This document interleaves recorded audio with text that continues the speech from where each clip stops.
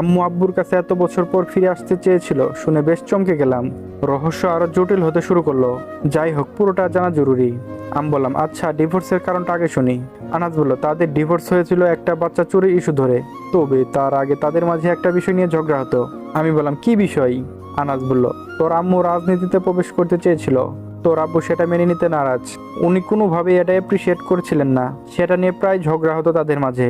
এক পর্যায়ে তোর আম্মু রাজনীতিক নেশার মোহ পড়ে দুষ্টু একটা প্লেন বের করে নিজের বাচ্চাকে নিজেই চুরি করে অন্য কারো কাছে বেচে দেয়, আর হসপিটাল থেকে অন্য আরেকটি মহিলার বাচ্চা চুরি করে।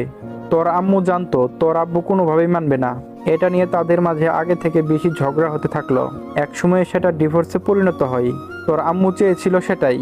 তাদের ডিভোর্সের পর তোর আম্মুর পথের কাঁটা বলতে কিছুই থাকলো না। শুরু হয় তার রাজনৈতিক কেরিয়ার। আমি বললাম, রাজনৈতিক নেশা কত খারাপ চিন্তা করেছিস?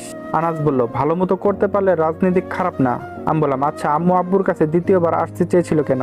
সে ব্যাপারে কিছু উল্লেখ আছে? আনাজ বলল, বেশি কিছু নেই, জাস্ট একটু উল্লেখ ছিল। এত বছর পর মার্জানা কি মনে করে আমার ভাঙ্গা সংসারে আসতে যাচ্ছে সেটা এখন আমার কাছে রহস্য। সকালবেলা মোবাইলের শোরুমে গেলাম, কিন্তু এই মডেলের সেটের ডিসপ্লে নাকি পাওয়া যেতে সময় লাগবে। আমার নাম্বার দিয়ে এসেছি, যদি পাওয়া যায় যেন ফোন করে। সকাল 10টার দিকে বাগানে ঘোরাঘুরি করছি।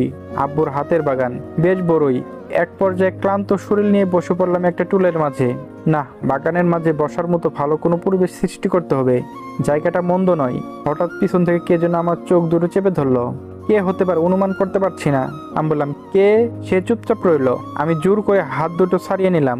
পিছনে তাকিয়ে দেখি মেঘা একটু দূরে প্রমা দাঁড়িয়ে আছে। আমি বললাম, তুমি? মেঘা বলল, কেন, অন্য কেউ আসার কথা ছিল নাকি?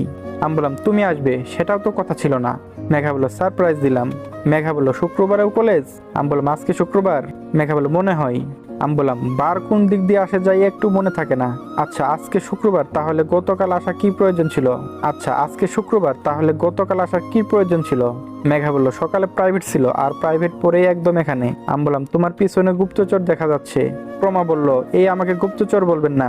আমি বললাম, তাহলে জাসুস বলি। প্রেমা বলল, বেশি হয়ে যাচ্ছে কিন্তু। আমি বললাম, ওয়েট, আমার সায়েন্টিস্টকে আসতে বলছি। প্রেমা বলল, এই না না, আমার লজ্জা লাগে। আমি বললাম, ওরে বাবা, তাহলে ম্যাটার ক্লোজ। প্রমা বলল, না, আসতে বলেন।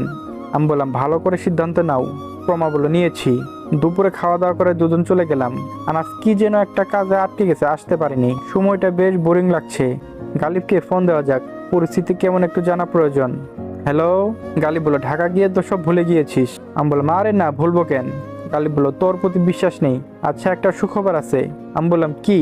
গালিব বলল, পরশুদিন ফুফি ঢাকায় যাবে, সেই দিন নাকি ফুফার মৃত্যুর 2 বছর পূর্ণ হবে।